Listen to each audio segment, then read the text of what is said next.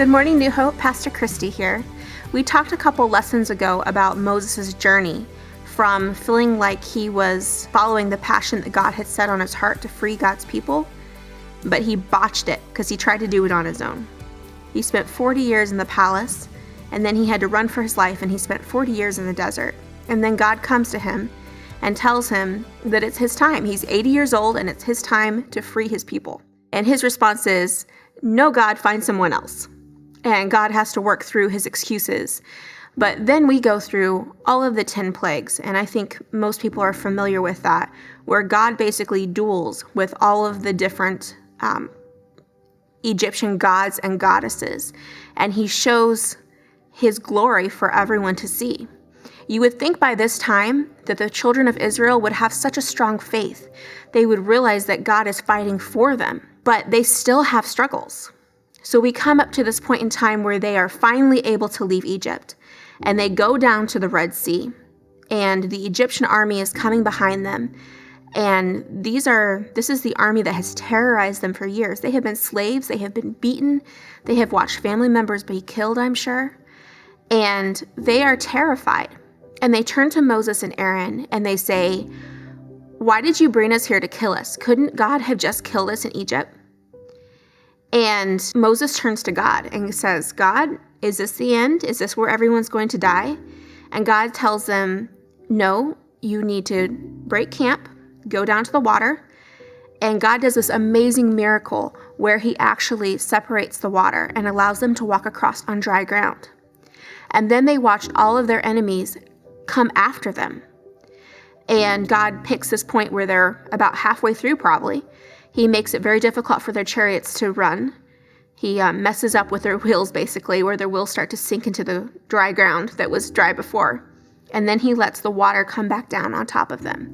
And they watch the destruction, the absolute annihilation of the entire army that they had been so afraid of. And so we see they actually have a really good response here. I think it's probably the response that you would have when God does something good for you. I was telling the kids Sunday, what do you do when someone does something nice for you? Well, if you have parents that have taught you proper manners, you say thank you. And so the entire group, this mob of the children of Israel, they start to sing, they start to dance. Moses and Miriam, his sister, write this beautiful praise song. They realize that God didn't make them fight. God let them stand back and see his power. Part of the praise song that they write, they take up timbrels and actually start dancing. But in Exodus 14 through 15, Exodus 15:13, they actually say, "With your faithful love, you will lead the people you have redeemed. You will guide them to your holy dwelling with your strength."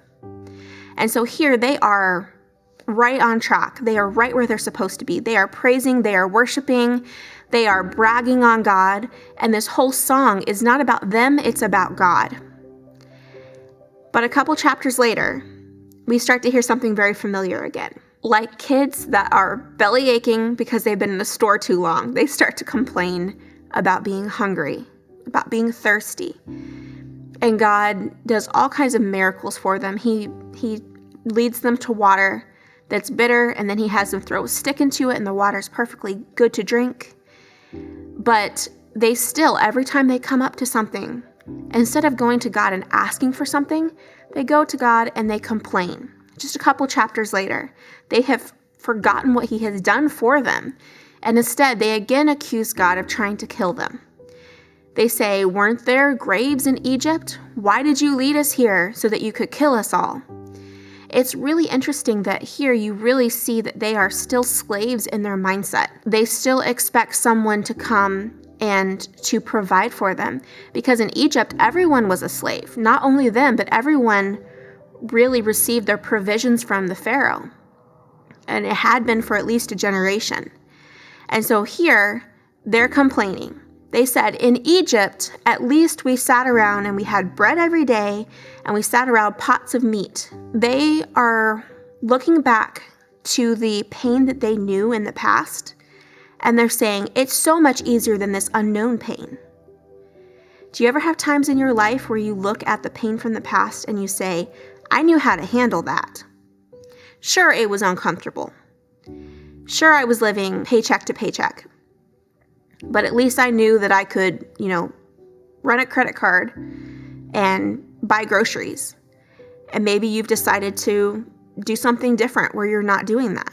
Or maybe you're in a relationship that is an abusive relationship and you said, well, yes, it was abusive in the past, but at least I knew what would set them off.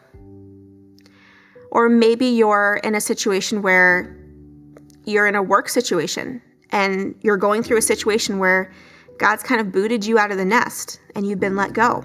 And now you're having to search for work, or now you're having to start a new job. And you say, yes, this is really uncomfortable, at least at the old job. They didn't pay very much, or maybe it was an awkward environment or whatever, but at least I knew what was expected of me. And now you're faced with the unknown. This is a natural thing. Unknown is scary and awkward. It's not fun. And we see the children of Israel, they're just like us here. They don't like the unknown. And a lot of times we start complaining. I know I do. I hate change. And here they're stuck in a situation where they have something coming in front of them. They don't know what they're going to eat the next day. They don't know what they're going to feed their children. And they're scared. And so instead of coming to God and saying, God, now instead of Pharaoh taking care of us, you're taking care of us. How are we going to eat today?